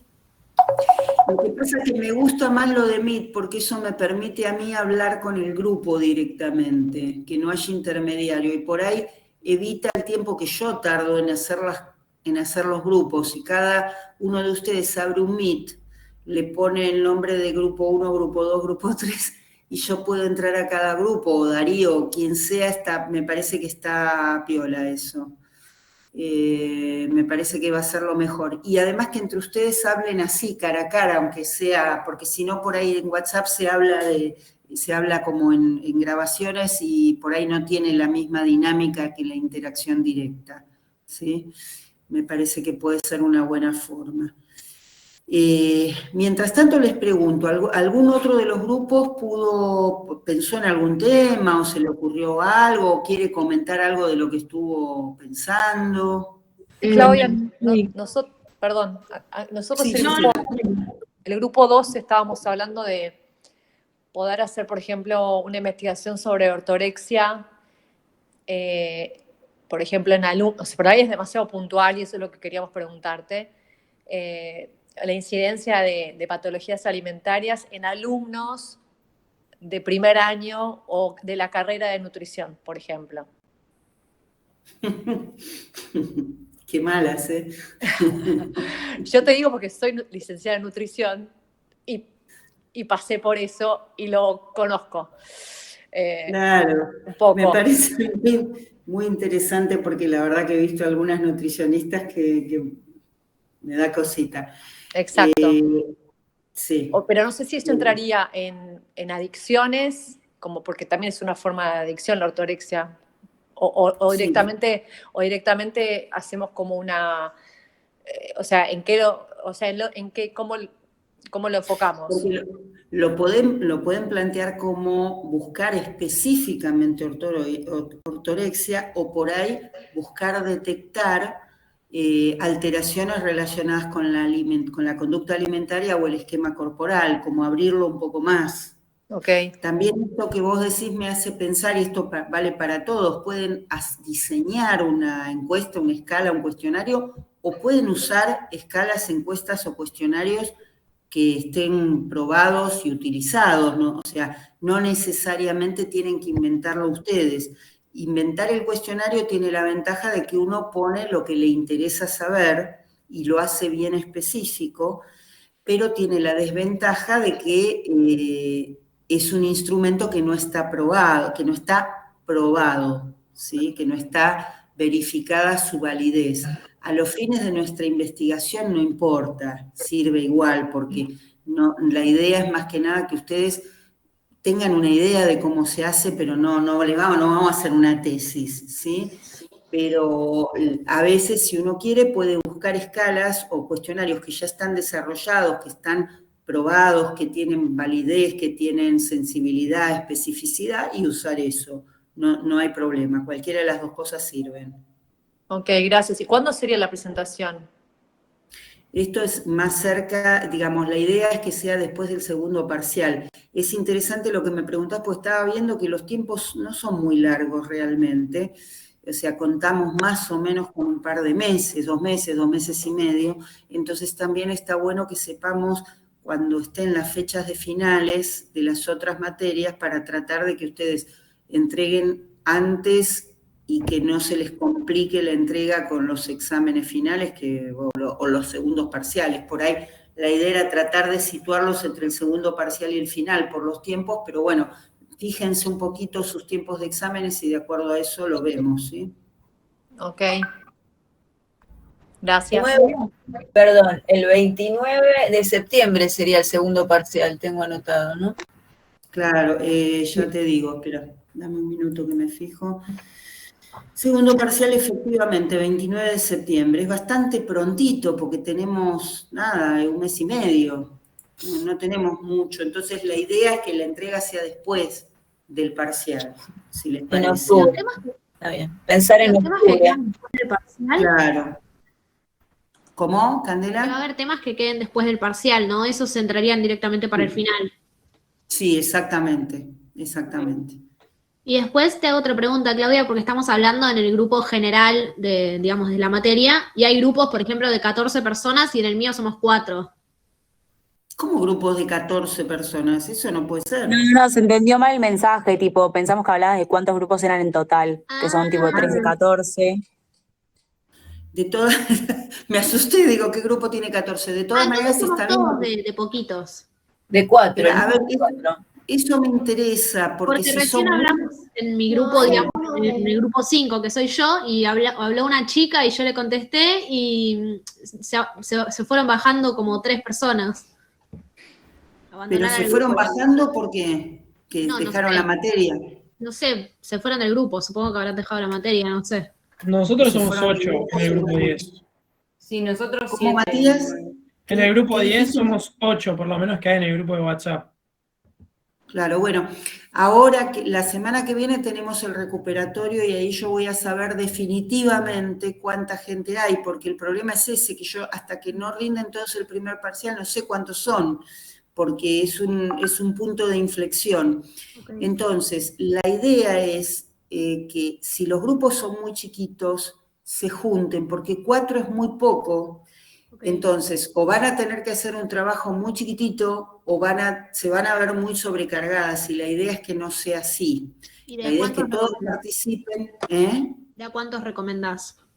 Y lo ideal es 6 o 7. Okay. ¿Sí? Entonces, ¿el grupo 1 cuánta gente tiene? 7. 7. ¿El grupo 2? 6. Bien. ¿El grupo 3? 6. Bien. 6. ¿El grupo 4? Somos 5.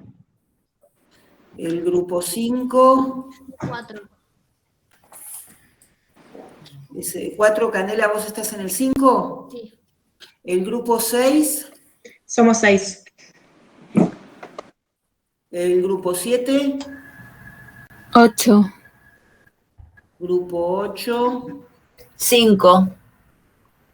Bueno, lo que podemos hacer, el grupo 4 y el grupo 5 también tienen o 5 o 4. Lo que podemos hacer, si te parece bien, Candela, el grupo 5 lo repartimos entre el 4 y el 8. Bueno. ¿Sí? No es que las quieras separar, pero si son 4 van a estar recontra sobrecargadas. Acá Facundo Claudia, dice... de última, cuando vos tengas la lista, nos pasás tipo cuántos somos y de última agregamos o sacamos gente, así no hay lío, digamos, hasta que sepamos bien cuántos somos. Por las dudas, lo que pasa es que me da cosa que por ahí empiecen a trabajar y después yo les desarme el grupo. Eso es lo que no quisiera. Por eso prefería hacerlo antes. Claro, el tema es que por ahí algún grupo me dice tenemos 7 u 8 y después resulta que no rinden un examen y se van. Entonces, hagamos una cosa, vamos a poner al en mismo tiempo, perdón, nosotros por ejemplo somos 8 en el grupo de WhatsApp, pero no hablamos los 8. Recién yo, por ahí algunos no contestan así, pero creo que en general, no sé si alguna vez hablaron las 8 personas. Entonces hay que ver también, como dijo Cande, por ahí alguien no se fue del grupo o algo y no sé. Sí, tal cual, de nosotros también somos 8 y hablamos 3. Claro. Podríamos esperar una semana más, no cambia nada en realidad. Después van a querer matar porque van a decir no nos alcanza el tiempo. Pero bueno, está bien. ¿Y si hacemos grupos entre los que estamos acá? Sí, pero va a haber gente que va a quedar afuera porque por ahí hoy no asistió.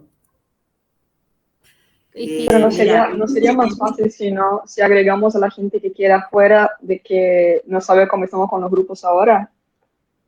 Lo que pasa es que ahora somos 60. Es razonable. En este momento son 62. Somos 60 y en el grupo de WhatsApp general somos 91. O sea, estarían faltando 30 personas Claro, es mucha gente. siguen en la materia. Mira, porque siguen en el grupo de WhatsApp, me imagino que siguen en la materia, si no ya se hubiesen ido. Más o menos por la experiencia de los años anteriores, les diría que al número total que eran, unos 15 o 20 dejan, ¿sí? O sea que estimativamente por ahí son 10 los que faltan, no son tantos. De cualquiera de las dos formas, yo trataría de respetar la estructura general de los grupos en lo posible, porque ya algunos empezaron a trabajar.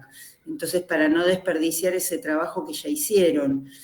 Pero como ustedes lo prefieran, lo que podemos hacer, si no, ¿cuál sería una buena cantidad? 6 o 7, Flavio decía. Pero en principio lo que podemos hacer es más o menos mantener la estructura. Yo voy a pedir, porque ahora nadie me dijo si iba a rendir, si tenía que rendir recuperatorio, me parece. yo. Estoy mirando. ¿Quién? Perdón. Giselle Potocnik. Tengo que rendir. Creo que voy a ser la única. ¿Alguien más de los que están ahora presentes? Bueno, lo que pasa es que hay muchos que están pero que no están, con lo cual tampoco sabemos, de los 60 que están, no sabemos quiénes están realmente. Este es un tema. Entonces, vamos a hacer una cosa. Yo voy a publicar ahora en el grupo de WhatsApp que necesitamos que todos se comuniquen al WhatsApp grupal, que todos los que continúan asistiendo a la materia se comuniquen a los WhatsApp grupales para poder armar los grupos de trabajo. Entonces, en el curso de la semana ustedes van a saber quiénes están en el grupo y quiénes no. ¿Les parece? Podemos, si querés, armar como una lista como la que armamos para el parcial, cuando te mandamos los nombres de todos los que estamos para el parcial. Podemos, si quieren, armar una lista así en el grupo de WhatsApp, la subimos a Facebook, y a partir de eso, Claudia, puedes armar los grupos si querés. No sé si les Está bien, yo igual trataría, como les dije, de respetar el armado que teníamos, pero más que nada para no jorobar a los que ya armaron algo. Si ustedes quieren cambiarse el grupo, yo mientras se mantenga el número no tengo problema, ¿sí? De última, en vez de mandar la lista, simplemente podemos mandar la lista respetando los grupos. No sé, grupo 1 pone todos sus integrantes, grupo 2, así, entonces mandamos esa lista con los grupos armados y si vemos que la gente se va bajando, los vamos sacando de la lista Para mí estaría genial. Y además también para respetar los grupos. Y si vemos que alguno queda muy chiquitito, vemos de rearmarlo. Está bien, porque si ahora ni siquiera sabemos quiénes están y quiénes no están escuchando. ¿Sí? Pero entonces, bueno, los grupos chiquitos no empezamos todavía. Los grupos, y te diría que esperemos, porque si solamente son 4, va a haber que repartirlas con otro grupo. Flavio me pregunta, ¿el que somos 7 podemos empezar a trabajar? Sí. Sí, porque yo voy a tratar de que se respete la estructura de los grupos. Lo que pasa que si son muchos, por ejemplo, el grupo que tiene 4, la verdad es que se van a sobrecargar. Y el grupo que tiene 5 estaría bueno agregar 1 o 2 personas más y directamente repartir. Por eso decía, pero por ahí el grupo que tiene 5 en realidad tiene 3. Sí. Ese es el tema, somos 5, pero no contestaron todos los 5. Claro. No sé Entonces, cuántos. bueno, háganlo ustedes, me parece que van a ser más eficientes. Háganlo ustedes como decían, armamos una lista de los integrantes de cada grupo reales y la semana que viene para la semana que viene armen las salas de Meet, pero vamos a estar todos conectados del teórico y ahí vemos quiénes quedan y cómo armamos los grupos, a ver si podemos trabajar organizadamente. Y los grupos que son más, que son 7, que son 8 o 6, pueden empezar a trabajar, ¿sí? Que ya saben que están todos los integrantes. ¿Ok? Sí, dale, perfecto. Entonces, para la próxima queda el listado y las salas de Meet. Buenísimo. Bueno, Claudia, les di más trabajo. Sí. Te pregunto igual por las dudas. O sea, en nuestro grupo, creo que somos en el grupo 4, que éramos 5. Aunque se nos agreguen más personas, te pregunto igual. Nosotros teníamos 2 temas en mente y te queríamos preguntar cuál te parecía mejor como para investigar, como por lo menos ya tener una idea, aunque después agregue más gente.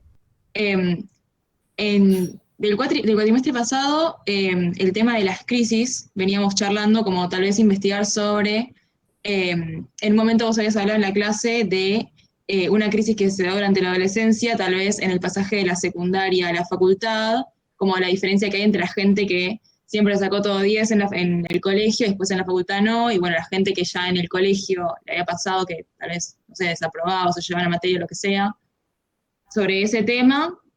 O también nos pusimos a hablar hoy, que nos pareció interesante, el tema de de la adolescencia, o la adolescencia tal vez un poco más tardía, las adicciones con las redes sociales. Como que los dos me parece que son temas que podemos investigar un montón, pero te queríamos preguntar, como para por lo menos yo armar un poco. En realidad son interesantes, los 2 temas son interesantes, ¿no? Quizá el tema, te diría que una de las cosas por las cuales a veces, sobre todo cuando se está como aprendiendo, uno elige es quizá la población más accesible, ¿sí? Pero no sé si no pensaron en la misma población. Entonces, en realidad, un poco lo que les sugeriría es pensar cómo averiguarían los datos en un caso y en el otro, y cuáles es más fácil de estandarizar y manejar como datos, ¿sí? Porque en realidad los 2 temas son interesantes, pero quizá en algunos, o sea, uno trata de buscar la viabilidad en este caso, que es lo más sencillo de investigar, si es que el interés que les despiertan ambos trabajos es similar, ¿no es cierto? Entonces busquen el que sea más fácil. Piensen en qué instrumento de medición o de evaluación o de observación van a utilizar.